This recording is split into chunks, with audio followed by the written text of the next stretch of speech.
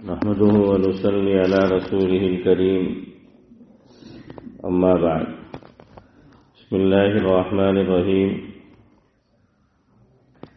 حضرت ابو بکر صدیق رضی اللہ تعالی عنہ کا ہجرت کے وقت مال لے جانا اور حضرت اسماء رضی اللہ عنہا کا اپنے دادا کو اطمینان دلانا۔ حضرت ابو بکر صدیق رضی اللہ عنہ ہجرت فرما کر تشریف لے جا رہے تھے تو اس خیال سے کہ نہ معلوم راستے میں کیا ضرورت درپیش ہو کہ حضور اکرم صلی اللہ علیہ وسلم بھی ساتھ تھے، اس لیے جو کچھ مال اس وقت موجود تھا جس کی مقدار 5-6 ہزار درہم تھی وہ سب ساتھ لے گئے تھے۔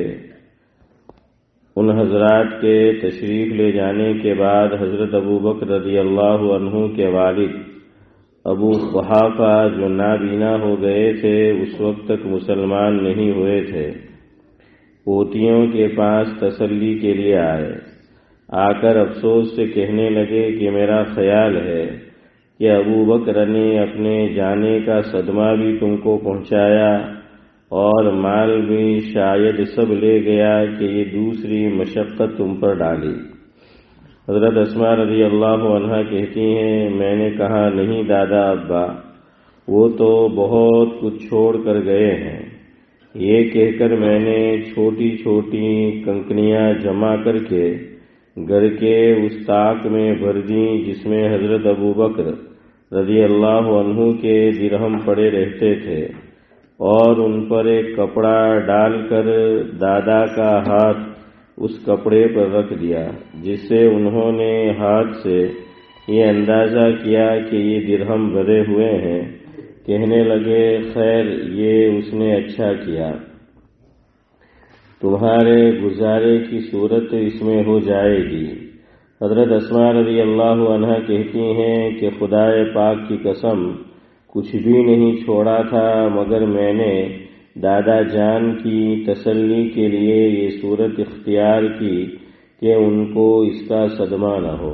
فائدہ، یہ دل گردے کی بات ہے، ورنہ دادا جان سے زیادہ لڑکیوں کو صدمہ ہونا چاہیے تھا، اور جتنی بھی شکایت اس وقت دادا جان کے سامنے کرتی درست تھا کہ اس وقت کا ظاہری سہارا ان پر ہی تھا، ان کے متوجہ کرنے کی بظاہر بہت ضرورت تھی کہ ایک تو والد کی جدائی، دوسرے گزارے کی کوئی صورت ظاہراً نہیں، پھر مکہ مکرمہ والے عام طور سے دشمن اور بے تعلق، مگر اللہ جل شانہ نے ایک ایک ادا ان سب حضرات کو مرد ہوں یا عورت ایسی عطا فرمائی تھی کہ رشک آنے کے سوا اور کچھ بھی نہیں۔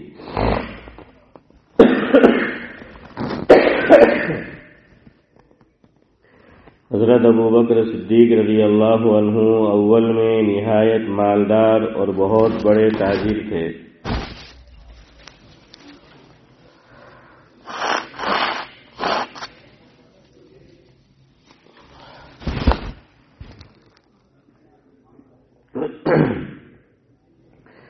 لیکن اسلام کی اور اللہ تعالی کی راہ میں یہاں تک خرچ فرمایا کہ غزوہ تبوک میں جو کچھ گھر میں تھا سب ہی کچھ لا دیا، جیسا کہ پیچھے مفصل گزرا۔ اسی وجہ سے حضور اکرم صلی اللہ علیہ وسلم کا ارشاد ہے کہ مجھے کسی کے مال نے اتنا نفع نہیں پہنچایا جتنا ابو بکر رضی اللہ عنہ کے مال نے۔ میں ہر شخص کے احسانات کا بدلہ دے چکا ہوں، مگر ابو بکر کے احسانات کا بدلہ اللہ تعالی ہی دیں گے۔ حضرت اسماء رضی اللہ عنہا کی سخاوت۔ حضرت اسماء رضی اللہ عنہا بڑی سخی تھیں۔ اول جو کچھ خرچ کرتی تھیں اندازے سے ناپ تول کر خرچ کرتی تھیں، مگر جب حضور اکرم صلی اللہ علیہ وسلم نے ارشاد فرمایا کہ باندھ باندھ کر نہ رکھا کر اور حساب نہ لگایا کر، جتنا بھی قدرت میں ہو خرچ کر لیا کر، تو پھر خوب خرچ کرنے لگیں۔ اپنی بیٹیوں اور گھر کی عورتوں کو نصیحت کیا کرتی تھیں کہ اللہ تعالیٰ کے راستے میں خرچ کرنے اور صدقہ کرنے میں ضرورت سے زیادہ ہونے اور بچنے کا انتظار نہ کیا کرو کہ اگر ضرورت سے زیادتی کا انتظار کرتی رہو گی تو ہونے کا ہی نہیں کہ ضرورت خود بڑھتی رہتی ہے، اور اگر صدقہ کرتی رہو گی تو صدقے میں خرچ کر دینے سے نقصان میں نہ رہو گی۔ فائدہ: ان حضرات کے پاس جتنی تنگی اور ناداری تھی اتنی ہی صدقہ و خیرات اور اللہ تعالیٰ کے راستے میں خرچ کرنے کی گنجائش اور وسعت تھی۔ آج کل مسلمانوں میں افلاس و تنگی کی عام شکایت ہے، مگر شاید ہی کوئی ایسی جماعت نکلے جو پیٹ پر پتھر باندھ کر گزر کرتی ہو یا ان پر کئی دن کا مسلسل فاقہ ہو جاتا ہو۔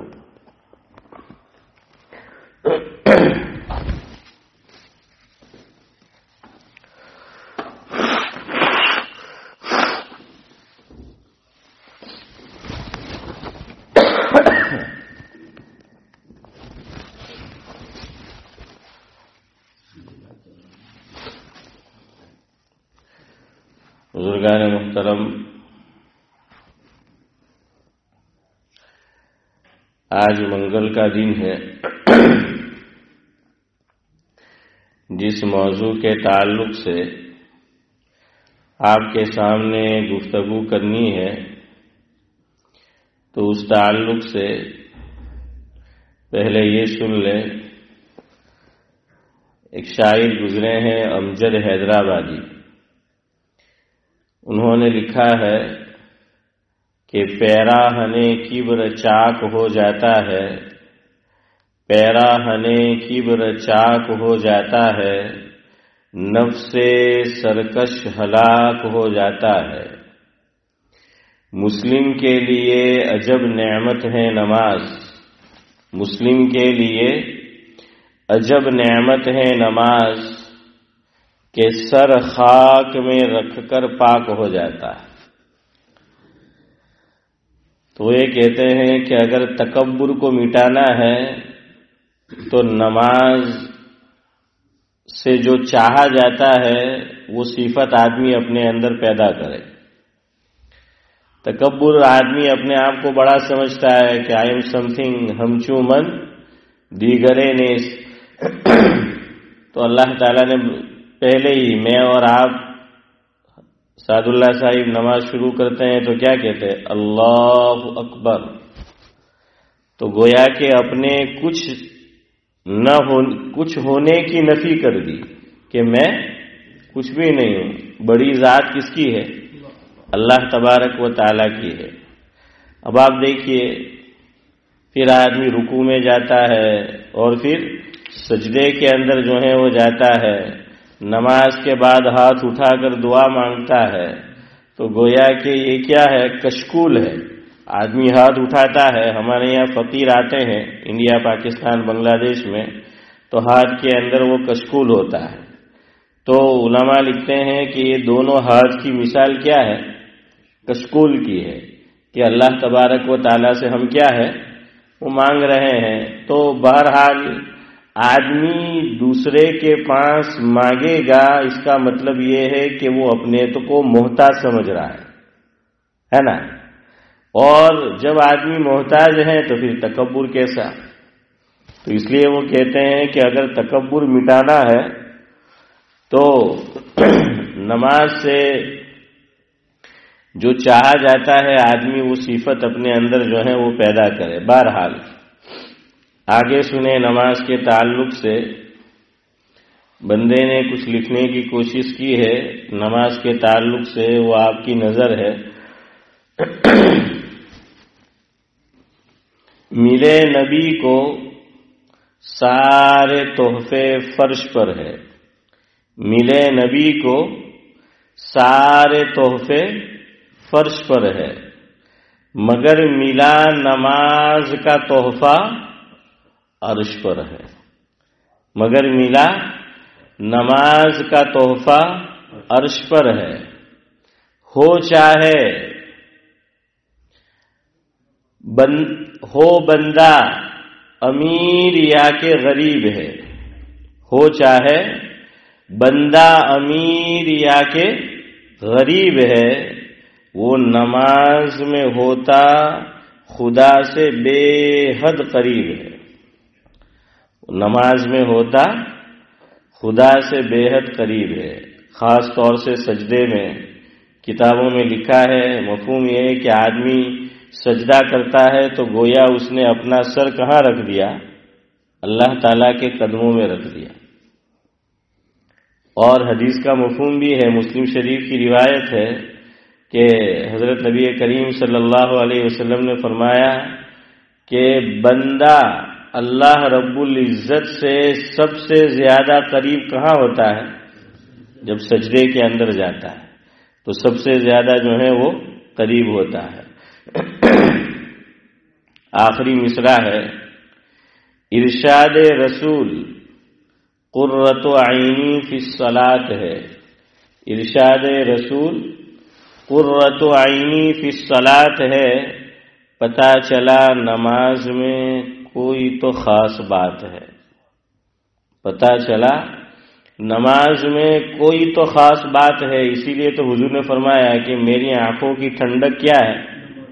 نماز ہے۔ تو کچھ تو اس کے اندر ہوگا نا، تبھی تو حضور فرما رہے ہیں کہ میری آنکھوں کی ٹھنڈک کیا ہے؟ نماز ہے۔ بہرحال موسم سرما آیا، کل بھی آپ کو بتایا کہ یہ مضمون ادھورا رہ گیا تھا۔ اگر ذاکر بھائی آپ ذہن پہ زور ڈالو تو آپ کو یاد آئے گا ایک روایت کی تشریح جو مسلم شریف میں ہے، وہ میں آپ کے سامنے پیش کر رہا تھا، جس کے راوی حضرت ابو ہریرہ رضی اللہ تعالی عنہ ہے کہ عن ابی ہریرہ رضی اللہ تعالی عنہ قال قال رسول اللہ صلی اللہ علیہ وسلم من ادرک رکعۃ من الصلاۃ فقد ادرک الصلاۃ او کما قال علیہ الصلاۃ والسلام۔ مفہوم کیا ہے کہ جس مسلمان نے، جس نمازی نے نماز کی ایک رکعت کو پا لیا تو حسن بھائی اس نے نماز کو پا لیا۔ یہ حضور نے مطلق فرمایا ہے کہ جس نمازی نے نماز کی ایک رکعت کو پا لیا تو اب اس نے نماز کو پا لیا۔ اس کی ایک حد تک تشریح میں کر چکا ہوں۔ آخری بات جو اس روایت سے معلوم ہوتی ہے وہ آج آپ کی خدمت میں پیش کرنی ہے۔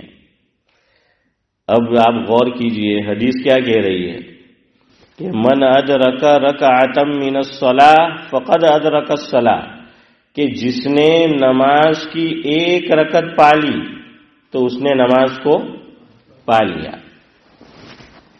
اب ہم سب جانتے ہیں کہ دن بھر میں کتنی نماز ہے؟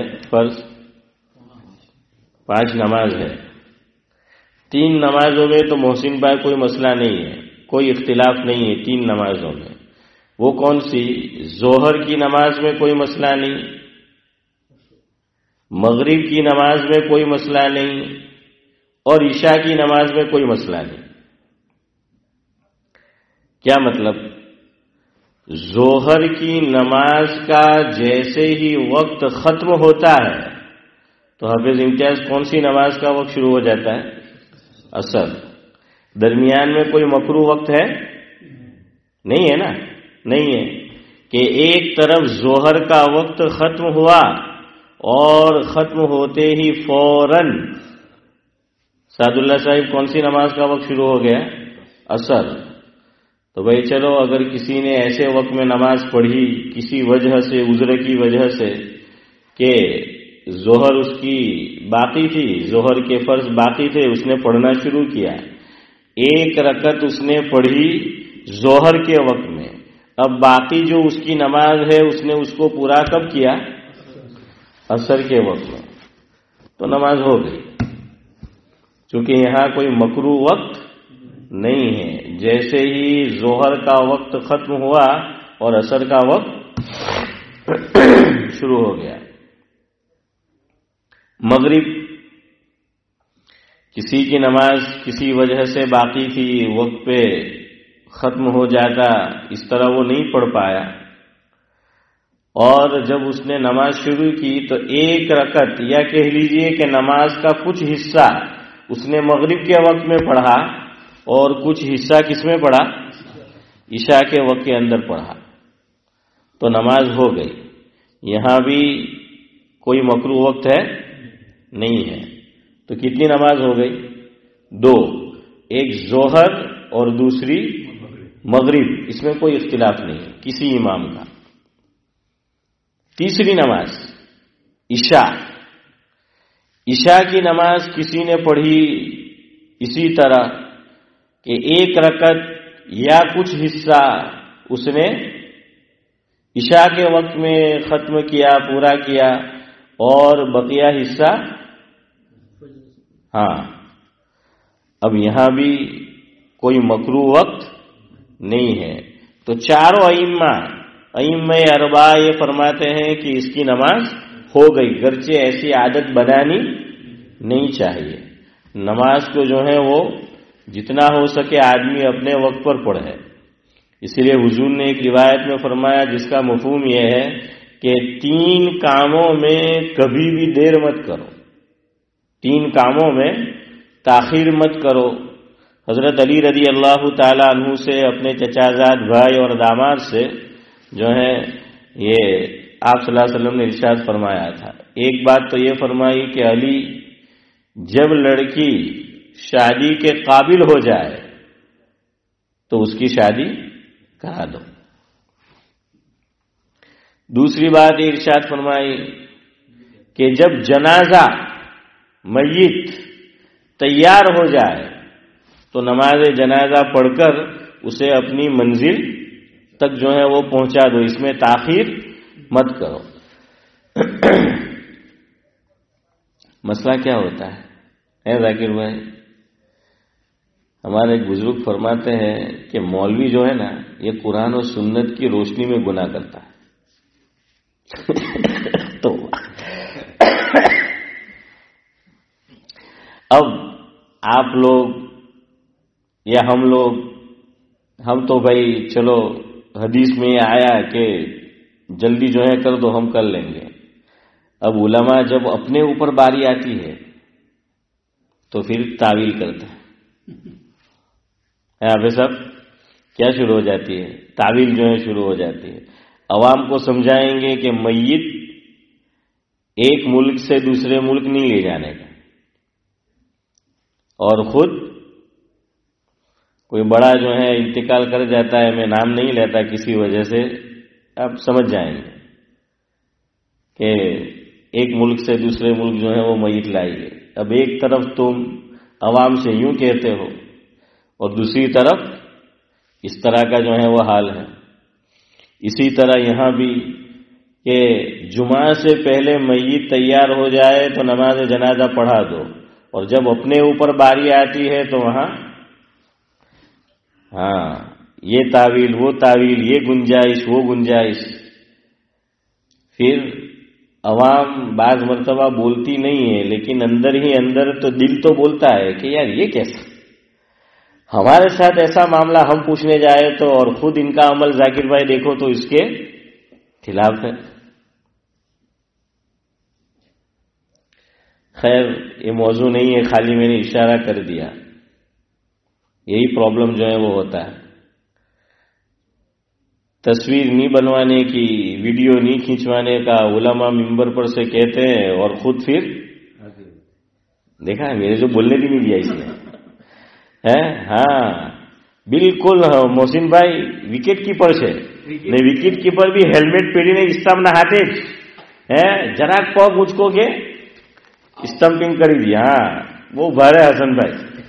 تو بہرحال کیا ہے یہ سب چیز ہے، پھر عوام سوچتی ہے، پوچھتی ہے کہ یار کس کو ہم صحیح سمجھیں، ہے اس کو صحیح سمجھا جائے یا اس کو جو ہے وہ صحیح سمجھا جائے. اور ایسی مسٹیک بڑے بڑے لوگ کرتے ہیں. دیکھیے آدمی کا جہاں انتقال ہو اسی جگہ اس کو دفن کرنا یہ نبی کا خاصہ ہے کہ نبی جہاں انتقال کرتے ہیں ان کی قبر وہیں بنتی ہے. لیکن کتنا ہی بڑا بزرگ کیوں نہ ہو ان کی قبر کہاں بنے گی؟ عام گورے غریباں میں. قبرستان کا نام کیا ہے؟ گورے غریباں. تو کتنا ہی بڑا بزرگ انتقال کیوں نہ کر جائے اس کی قبر کہاں بنانی ہے؟ عام قبرستان کے اندر بنانی ہے. لیکن اب دیکھیے اس میں بھی تساہل سستی یہ بڑھتی جانے لگی ہے. بڑھتی جانے بھی لگی ہے حسن بھائی اور بڑھتی بھی جا رہی ہے. وہ کہتے ہیں کہ چون کفر از کعبہ برخیزد کجا ماند مسلمانی، کہ اگر کفر فارسی میں کہاوت ہے کہتے ہیں کہ کفر اگر کعبۃ اللہ سے اٹھنے لگے تو پھر مسلمانی کہاں باقی رہی؟ ایمان کا مرکز کیا ہے؟ کہاں پر ہے؟ کعبہ ہے نا. ہاں کہ وہاں ہے. اب کعبہ ہی سے یہ کام ہونے لگے تو پھر مسلمانی جو ہے وہ کہاں باقی رہے گی؟ یہ ویڈیو تصویر بھی اس لیے عام ہے کہ وہاں بہت عام ہو گیا. اور حضرت جی مولانا یوسف صاحب رحمۃ اللہ علیہ فرماتے تھے سعد اللہ صاحب مفہوم یہ ہے کہ اچھا کام یا برا کام دنیا بھر میں پھیلانا ہے تو مرکز کعبہ ہے. کہ اگر آپ نے کوئی اچھا طریقہ اچھا کام دنیا بھر میں پھیلانا ہے وہاں جاری کر دو دنیا بھر میں پھیل جائے گا. چونکہ وہاں مت والے دنیا بھر سے کیا ہے حاضر ہوتے ہیں اور آتے ہیں، سب دیکھیں گے اور خوبی کی چیز لے کر جائیں گے. اور جو لوگ مسلمان تو یقیناً ایسا نہیں کرے گا، ہو بھی جاتا ہے تو توجہ نہیں ہوگی غفلت میں. ورنہ جو لوگ چاہتے ہیں کہ برائی کو عام کیا جائے تو وہ بھی وہیں پر سے. بہرحال تو میں آپ کو یہ بتا رہا تھا کہ حضرت علی رضی اللہ تعالی عنہ سے حضور اکرم صلی اللہ علیہ وسلم نے فرمایا 3 چیزوں میں تاخیر مت کرو. ایک لڑکی یا لڑکا دونوں، لیکن لڑکی خاص طور سے جو ہے یہاں پر مراد ہے، لیکن یہی چیز لڑکے کے متعلق بھی کہی جائے گی کہ وہ جب قابل ہو جائے شادی کے تو کیا کر دو؟ ان کا نکاح کر دو. اس میں بھی بہت غفلت برتی جا رہی ہے. اللہ تعالیٰ میری بھی حفاظت فرمائے، آپ کی بھی. کوئی بڑا بول میں نہیں بول رہا ہوں، میری بھی اولاد ہے، فیوچر میں کیا ہوتا ہے مستقبل میں کون جانتا ہے. اللہ سب کے ساتھ اچھا کرے، سب کی اولاد کے ساتھ اچھا کرے. ورنہ اب دور ایسا آ گیا ہے کہ لڑکے اور لڑکیاں جلدی شادی نہیں کرنا چاہتی. اس کی وجہ سے پھر جو چیز نہیں ہونی ہوتی وہ ہوتی جا رہی ہے. 25 سال 28 سال 30 سال کہ اس کے بعد جو ہے وہ شادی جو ہے وہ کریں گے. خیر بہرحال تیسری بات اللہ کے نبی صلی اللہ علیہ وسلم نے فرمائی کہ جب نماز کا وقت ہو جائے تو اول وقت میں نماز ادا کر لو. ہمارے امام حضرت امام ابو حنیفہ رحمۃ اللہ علیہ کے یہاں تو موسم گرما میں سمر کے اندر ذرا ظہر کی نماز کیا پڑھی جائے گی؟ لیٹ پڑھی جائے گی. اور فجر کی نماز بھی ہمارے یہاں اسفار میں پڑھی جاتی ہے.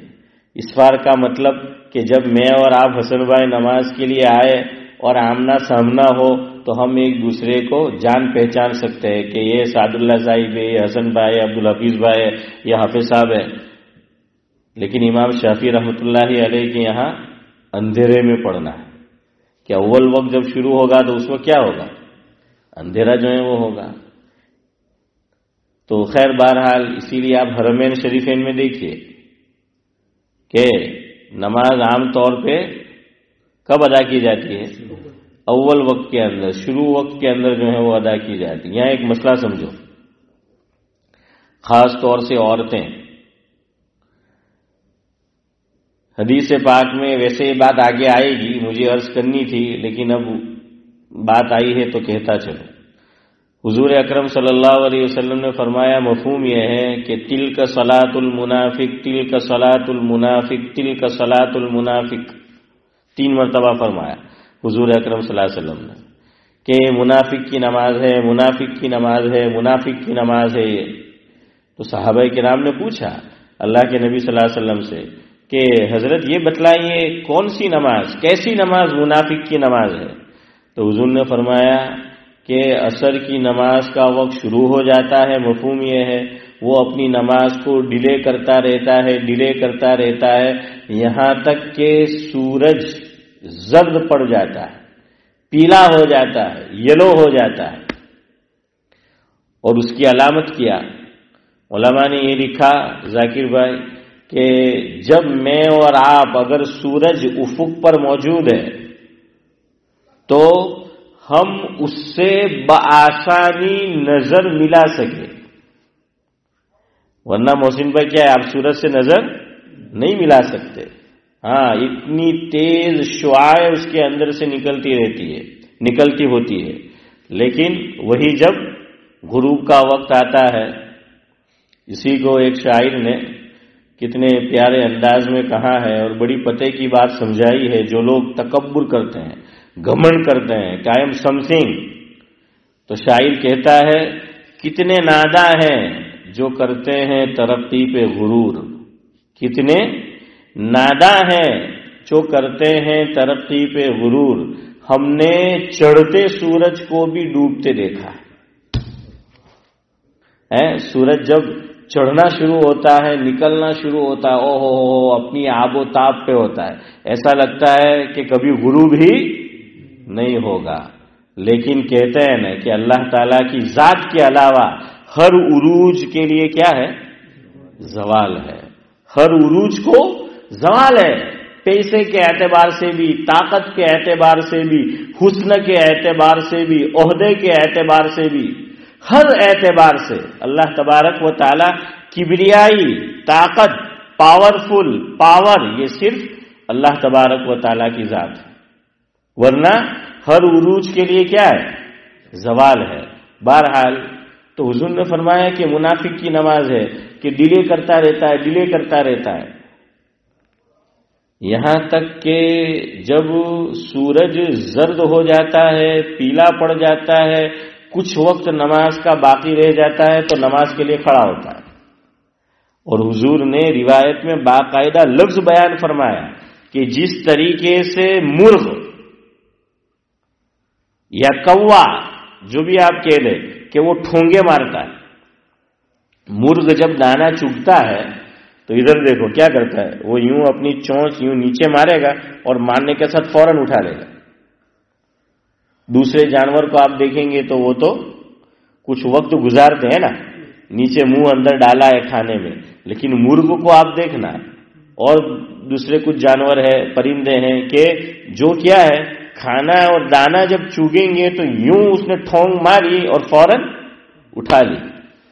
اب چونکہ مغرب کا وقت ہوا چاہتا ہے اور یہ آدمی اخیر میں نماز پڑھنے جو ہے وہ کھڑا ہوا ہے، اب اس کے ذہن میں ہے کہ بھائی مغرب میں زیادہ دیر باقی نہیں ہے، تو وہ جلدی جلدی نماز پڑھتا ہے۔ رکوع کیا نہیں کیا، تسبیح پڑھی نہیں پڑھی، قوما کیا نہیں کیا ہے، سجدہ کیا نہیں کیا، 2 سجدے کے درمیان میں جلسہ کیا نہیں کیا، جلدی جلدی، اور سجدے میں بھی تسبیحات صحیح طرح پڑھی نہیں پڑھی کہ سر جو ہے وہ اٹھا لیا۔ تو گویا کہ مرغ جو دانا چگتا ہے یوں مارا اٹھا لیا، تو یہ بھی سجدے میں گیا اٹھ گیا، گیا اٹھ گیا۔ حضور نے فرمایا کہ یہ منافق کی نماز ہے، اللہ تعالیٰ کو ایسی نماز کی ضرورت نہیں ہے۔ یہ کام ہمارے مینی کپ ڈرائیور بھی کرتے ہیں، ہاں یہ مینی کپ والے بھی کرتے ہیں۔ آج تو کوئی ہے نہیں ہے ذاکر بھائی مینی کپ، ہاں آج کوئی نہیں ہے، وہ صدیق بھائی بھی انڈیا گئے۔ میں ذاکر بھائی کہتا رہتا ہوں کہ اس مجلس میں بیٹھنے کا فائدہ یہ ہے، سال میں 1 مرتبہ انڈیا جانے کا اللہ نے مقدر کر رکھا ہے حافظ امتیاز، ہاں سال میں 1 مرتبہ ضرور جائے۔ جتنے لوگ بیٹھتے تھے ماشاءاللہ کئی لوگ انڈیا چلے گئے۔ تو بہرحال ایسا جو ہے ہوتا ہے، لیکن میری قسمت میں جو ہے وہ ہر سال انڈیا نہیں ہے۔ خیر، تو یہ منی کپ والے کیا کر رہے ہیں؟ دھندا کرتے رہیں گے ظہر پڑھ کے، اور عصر میں دیکھا کہ ابھی 15-20 منٹ باقی ہے، آئیں گے ٹوائلٹ میں جائیں گے، فارغ ہوں گے، وضو کریں گے، اور نیت یہ ہے کہ دونوں نماز سحر پڑھ کے آئیں گے۔ عصر کی نماز جان بوجھ کے دیر سے پڑھتے ہیں نیت کے ساتھ، تاکہ دونوں نماز ہم کیا کر لیں، ایک ساتھ جو ہے وہ پڑھ لیں۔ اور یاد رکھیے عصر کی نماز، اس کی بڑی اہمیت ہے اسلام میں۔ قرآن کریم میں اللہ رب العزت نے ارشاد فرمایا کہ حافظوا علی الصلوات والصلاۃ الوسطی۔ مفسرین نے لکھا کہ اس سے کون سی نماز مراد ہے؟ عصر کی نماز جو ہے وہ مراد ہے۔ یہی کام جاب والے بھی کرتے ہیں، دکان والے، شاپ والے ہیں ذاکر بھائی۔ یہاں تو کم، انڈیا کے اندر شہر میں خاص طور سے آپ نوساری، سورت، بروچ جاؤ تو لوگ چونکہ وہاں گرمی بہت ہوتی ہے تو دوپہر کے وقت میں اتنی گھراکی نہیں ہوتی، کسٹمر اتنے نہیں آتے۔ جیسے آپ مکہ مکرمہ چلے جائے اور آپ کو کعبۃ اللہ کے پاس طواف کرنا ہے، جلدی کرنا ہے، تو جب سورج اپنی آب و تاب پہ ہو محسن بھائی چلے جاؤ، کیونکہ اس وقت کوئی طواف کرنے آتا نہیں ہے، جو آیا بھی ہوگا تو اندر سے جو ہے وہ بیٹھا رہے گا۔ تو اسی طرح یہاں بھی جو ہے وہ لوگ خریدنے شاپنگ کرنے نہیں جاتے، جہاں عصر کا ٹائم ہوا وہ جاتے ہیں، اور یہ گھراکی کا ٹائم ہے تو سٹی کے اندر لوگ بیٹھے رہتے ہیں، خوب دھندا جو ہے وہ کرتے ہیں۔ اور پھر عصر کی نماز جو منی کاپ والے کی میں نے مثال دی نا، ویسے یہ لوگ مسجد میں جاتے ہیں کہ آخری وقت میں جائیں گے اور پھر نماز پڑھ کے جو ہے وہ آئیں گے۔ یہی کام عورتیں کرتی ہے گھر میں۔ کیوں؟ یہاں کا تو کچھ نظام الگ ہے، لیکن انڈیا میں اور ہماری طرف عام طور سے، آپ کی طرف بھی سعد اللہ صاحب ہوگا، کہ کھانا کب پکایا جاتا ہے؟ مغرب سے پہلے ہے نا؟ تو کچھ وقت جو ہے وہ پہلے آدمی جو ہے وہ کھانا اس سے پہلے ریڈی وہ کر لیتا ہے، تو وہ لوگ بھی کہ چلو یہ کھانا وغیرہ سب ریڈی کر لوں، اصل بات تیاری شروع ہو جاتی ہے، اور پھر اخیر میں جا کر کیا کرتے ہیں؟ نماز پڑھتے ہیں۔ یہ نماز مکروہ ہے، یاد رکھیے، مکروہ وقت میں اس پر فرض ہوئی اور مکروہ وقت میں وہ اس کو پڑھ رہا ہے، اور حضرت نبی کریم صلی اللہ علیہ وسلم اس نماز کو حافظ صاحب منافق کی نماز کہہ رہے ہیں۔ تو کیا فائدہ کہ ہماری نماز پر تو کس کا لیبل لگ گیا؟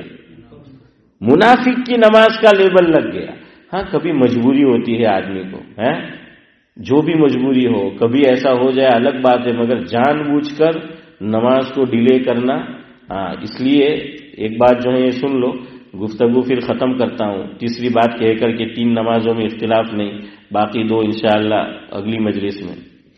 عورتوں کے تعلق سے مسئلہ یاد رکھو، مرد مسجد میں نماز پڑھیں گے تو جماعت کا جو ٹائم فکس ہے تو اس وقت پہ آ کر جو ہے نماز پڑھنی پڑے گی، اور احناف کے یہاں اول وقت میں عام طور پہ نماز نہیں ہوتی ہے، تو ذرا دیر سے ہوگی، تو ہم لوگ تو جماعت سے پڑھیں گے تو اسی ٹائم پر آئیں گے۔ لیکن عورتیں، ان کے متعلق علماء نے لکھا ہے کہ عورت پر یاد رکھیو 4 جیم عورت کے لیے نہیں ہے۔ ذاکر بھائی کتنے جیم؟ 4 جیم جو ہے وہ عورت کے لیے نہیں ہے، اور آج کل جو جیم میں جاتے ہیں وہ جیم بھی نہیں ہے۔ تو بہرحال ایک تو جمعہ، عورت پر جمعہ فرض نہیں ہے، وہ گھر میں کیا پڑھے گی؟ ظہر۔ لیکن اگر آ گئی ہے پڑھنے کے لیے تو جمعہ ادا ہو جائے گا، لیکن اس پہ فرض نہیں ہے، اللہ کے یہاں اس کو پوچھتاچھ نہیں ہوگی۔ تو پہلا لفظ سعد اللہ صاحب کیا ہے جمعہ میں؟ اس میں بھی سوچ رہے ہو یہ کون سی جو ہے میڈیکل سائنس ہے؟ تو بہرحال وہ جمعہ میں جیم ہے۔ دوسرا جنازہ، عورت پر حسن بھائی جنازے کی نماز پڑھنا ضروری نہیں ہے، لیکن یاد رکھیو ایک بات، مان لو کبھی ایسا ہو جائے کہ جنازہ موجود ہے اور کوئی نماز پڑھنے والا ہی نہیں ہے مرد، اور جنازے کی نماز فرض کفایہ ہے، فرض عین نہیں ہے، ایک آدمی بھی پڑھ لے گا تو فرض ادا ہو جائے گا۔ مان لو کبھی ایسا ہو جائے کہ جنازہ موجود ہے، مرد کا ہو یا عورت کا، اور کوئی مرد آدمی ہے ہی نہیں، عورت ہے، کہ شوہر کا انتقال ہو گیا بیوی موجود ہے، باپ کا انتقال ہو گیا بیٹی جو ہے وہ موجود ہے، بھائی کا انتقال ہو گیا بہن جو ہے وہ موجود ہے، بیٹے کا انتقال ہو گیا ماں جو ہے وہ موجود ہے، دوسرا کوئی ہے نہیں. اگر اس نے جنازے کی نماز پڑھ لی تو فرض کفایہ ادا ہو گیا.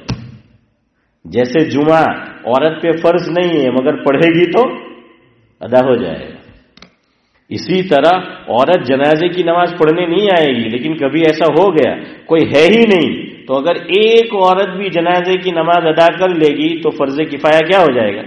ادا ہو جائے گا. حرمین شریفین ہم لوگ جاتے ہیں تو عورتیں بھی ہمارے ساتھ ہوتی ہے کئی مرتبہ. اب وہاں عام طور پر کیا ہوتا ہے حسن بھائی، جیسے ہی نماز امام صاحب ختم کرتے ہیں تو عام طور سے جنازہ تیار ہوتا ہے. اب عورتیں بھی آئی ہوتی ہے تو اب عورت وہاں جنازے کی نماز میں شامل ہو جائے شوق سے، کوئی بات نہیں، چونکہ آلریڈی وہ محسن بھائی وہاں کیا ہے موجود ہے وہ، اور جنازے کی نماز ہو رہی ہے تو ہو جائے شامل. لیکن جیسے ہمارے یہاں مسجد میں ہوتی ہے بعض مرتبہ پیسج میں، تو ہم گھر سے لے کر نہیں آئیں گے. اگر قبرستان میں ہوتی ہے تو عورت کو لے کے نہیں جانا ہے. لیکن کبھی اتفاقی طور پر ایسا ہو گیا تو بہرحال فرض بھی ادا ہو جاتا ہے، فرض کفایہ اگر اس نے اکیلی نے نماز ادا کی اور اگر وہ شامل ہوتی ہے جیسے حرمین شریفین میں تو اس کی نماز بھی کیا ہو جائے گی، وہ ادا جو ہے وہ ہو جائے گی. لیکن ایسا کرنا نہیں چاہیے. اب میں نے کہا نا کہ وہ کچھ چیزوں میں علماء کچھ تعویلات کر لیتے ہیں، ایسے معاملے میں جو بڑے مالدار ہو، منسٹر ہو ہیں تو ان کی اولاد کو سنبھالنا مشکل ہوتا ہے. میں نام نہیں لوں گا. ہمارے گجرات کے اندر کانگریس پارٹی میں ایک بڑے آدمی کا انتقال ہو گیا ابھی اور نماز جنازہ ہوئی تو بیٹی آئی. ہاں تو پھر ایسے لوگوں کو ایسے وقت پہ سنبھالنا جو ہے وہ مشکل ہوتا ہے. خیر بہرحال تو ایک تو جمعہ عورت پہ فرض نہیں ہے اور دوسری جنازہ، اور تیسرے جماعت. عورت کو جماعت سے نماز پڑھنا واجب نہیں ہے، اس لیے وہ اپنے گھر پہ پڑھے گی. تو عورت کے لیے علماء نے مسئلہ لکھا ہے کہ وہ اول وقت پہ نماز پڑھ لے. کب پڑھ لے؟ اول وقت پہ. اب دیکھیے اپنی مسجد کے اندر کتنے بجے ظہر کا وقت شروع ہوگا؟ 12:14 ہے نا حسن بھائی. اب وہ 12:20 کو پڑھ لے تو ہمارے یہاں تو ابھی اذان نہیں ہوئی ہوگی. لیکن آج میرے اوپر فون آیا 2-3 آدمی کا، میں نے کہ مطلب تمہاری مسجد میں ہوں تھا، میں کہ ہوں تھا تجھے تو بھی مجھے پکڑتے ہیں. میں کہ ہوں تھی کہ آج ظہر میں بھی کوئی ہوا بارش چالو کر دی اور عصر کے اندر ایم کے 2 اذان ہوئی. ایک اذان ہوئی اور دوسری شروع کی تو کسی نے پیچھے سے بتا دیا تو پھر اللہ اکبر کے بعد وہ کیا ہے وہ رک گیا. میں نے کہا چلو ٹھیک ہے میں بتا دوں گا. ہاں تو بھائی ایسا کچھ ہوتا ہے تو تب بھی لوگ مجھے پکڑتے ہیں، فون کرتے ہیں. میں نے کہ ہوں تھی، میں کہ تمیز کیوں ہوں تھی مجھے تو نہیں خبر. تو خیر بہرحال عورت جو ہے وہ کیا کرے، آج ہی ہوا ایسا، عورت کیا کرے اول وقت پہ جو ہے وہ پڑھ لے، شروع وقت پہ. ویسے بھی گھر کے کام کاج وغیرہ میں ہوتی ہے تو اگر وہ شروع وقت میں، ویسے علماء نے یہ لکھا ہے کہ بہتر یہ ہے اپنی بستی میں کم از کم ایک جگہ اذان ہو جائے اس کے بعد پڑھیں. یہ ویسے لکھا ہے بہتر یہ ہے.